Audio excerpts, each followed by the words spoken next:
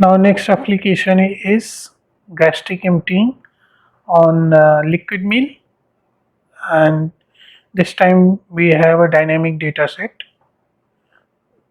So before launching the application, we had to go to customize and check the setting of the input data set and ensure that it is selected dynamic image data set and apply and quit.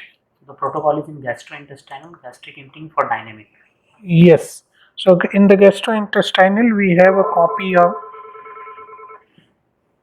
gastric emptying when you are using liquid instead of solid. So it is fully dynamic image data set.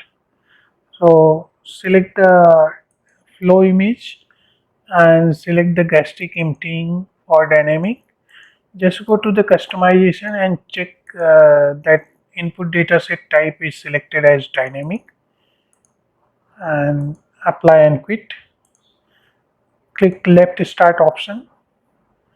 Here it's already assigned as a interior dynamic view. Just click OK.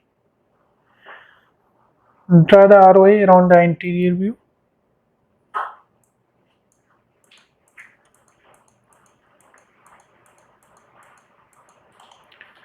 Okay, click proceed.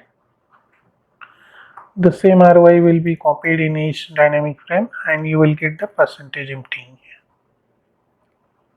T half is calculated here, linear fit T half 70 minutes, linear fit slope percentage is 0.71, and using the raw data instead of linear fit it is 76 minutes T half.